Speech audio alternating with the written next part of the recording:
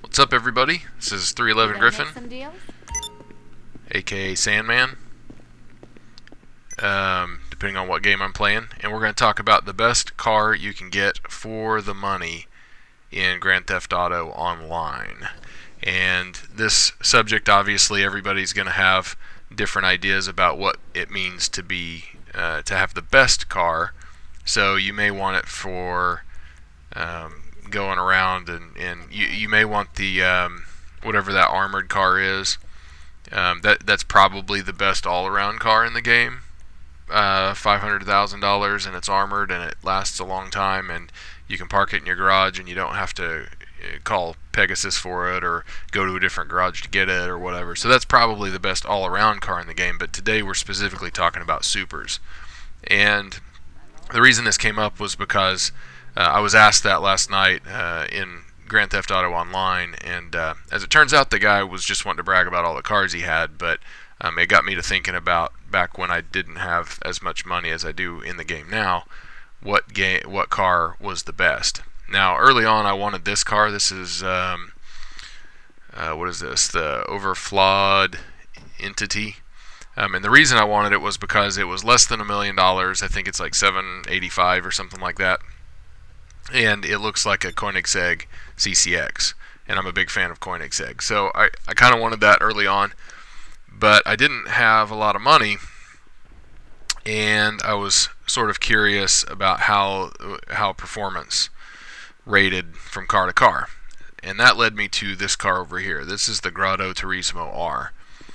And really the stats in the game aren't really clear. They don't do a really good job of the stats that you get on websites aren't everything that matters with a car, and they don't necessarily let you know what the performance will really be. For instance, this race car next to this Grotto is a really fast car, but it spins out a lot because it's apparently pretty lightweight. So, and we'll look at some stats in a minute, but this Turismo R is a really cool looking car, and it's cheaper than the Entity, and it's pretty fast and accelerates really well.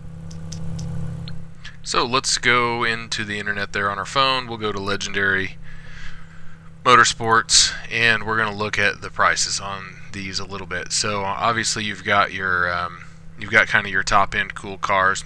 Some of these are pretty fast. The FMJ is all right. The Tyrus and whatever that EG1 thing is or whatever up there, they're really fast, but they're really expensive. So here's the Overflawed Entity, $795.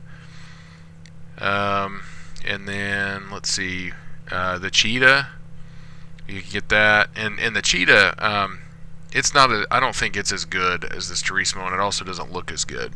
And there's the Turismo, 500,000. I think it was listed at more when I was looking at it. The Houston is pretty good, or whatever that is. The Vac is okay. The Jester's okay. You know, those cars are okay. But I think you really get more bang with your buck with the Turismo because it's a little more exotic looking, and it's pretty fast and accelerates pretty good. It's just a good all-around car, and it's a $500,000, so you can get into it without spending just tons and tons of money, and it looks pretty good.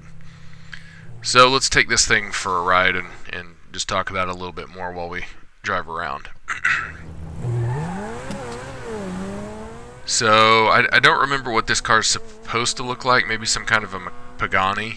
I don't really remember. I think there's another car that looks like one of the Paganis too, in real life. But as you can see, this car is pretty fast, and honestly, most of the supercars are about the same speed. It's really hard to tell a difference in game, which is part of why I said that the stats that you get online don't really tell the full story. It's kind of hard to tell which car you should go with just looking at stats.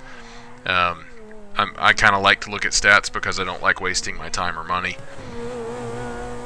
Okay, so let's go ahead and look at some of the stats. This is a little bit of a complicated chart, but I took this off of a website, and then I kind of added my own stuff in. So you can see the green ones are the ones that are better in my mind in terms of performance. the blue ones are not too bad in performance compared to cost, although cost isn't really factored into that one as much. On this one, I basically took, we're looking at, you can see that the Osiris or whatever that is and the Turismo are both pretty high on your mod average. There's a couple of others that are pretty good. There's some others that are as well, but basically when you compare it to cost, those were the better ones. Now the Osiris, or whatever that one's called, is quite a bit more expensive than both the Turismo and the Entity. So I don't know that it's a good option if you're trying to save money. Sweet. Let's get a good look at the engine there. Anyway, all that's to say that I think that this is probably the best Super for your money. So it's the one I would recommend getting. The Grotto Turismo R. There you have it, guys. Thanks for watching. Hope it was helpful.